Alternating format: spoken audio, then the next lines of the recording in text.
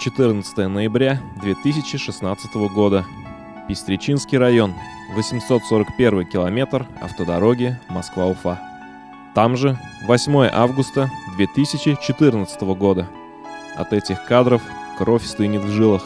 Автомобиль, разорванный на две части, одну из которых пожирает пламя.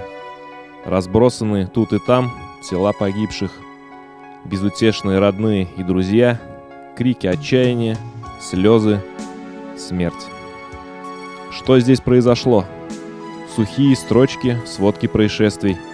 Легковушка выехала навстречку и угодила под грузовик, не оставив шансов ни для кого из находившихся внутри нее. Ни для одной из 4 девушек, 3 из которых были сестрами. Вот их малая родина. Село Базарные Матаки в Алькеевском районе. На первый взгляд, здесь все по-прежнему. Тот же дом, те же радушные хозяева. Даже приветливые собаки те же. Вот только фотографии сестер. Они теперь стоят в каждой комнате.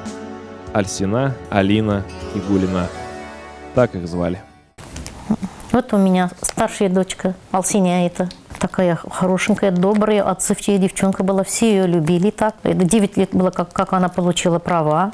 А это Алиня средняя, отличница была. И училась, и параллельно работала. Дома она мне очень помогала, и все девчонки помогали.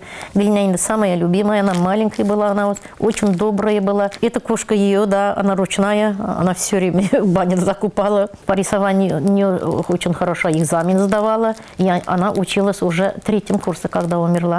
Спорт очень любили, и Алсиня была, волейболда играла, и Галине. В Казани даже они капитаном были свои. Алсиня молодежная группа, да, здесь в Матаке играли, они все время волейболда. Очень такие активные, очень жизнь любили, очень любили. Они дружка, Алсиня им тоже им помогала. Сказали, как наша вторая мама. У них друзей очень много было. Плачут все подружки, все друзья. Я только счастья им желала. Ни один мать, наверное, так не любит своих детей. 7 августа 2014 года. В этот день старшая из сестер, Альсина, отмечала свой 27-й день рождения.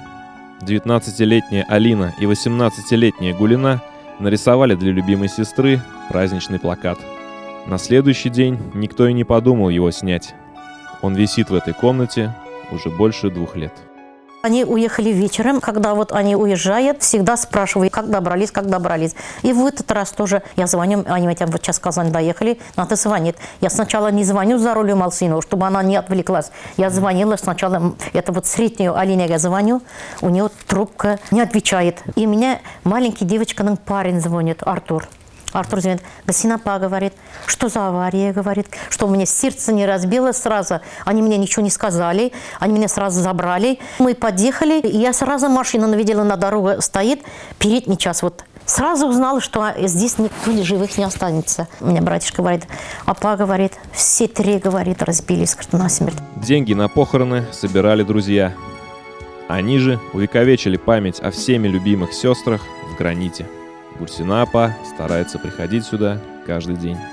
Я не плачу, да, чтобы они за меня не переживали, что мама плачет. Я постараюсь не плакать, я вообще не плачу. Если вот водителем вот будешь, торопиться никогда не надо.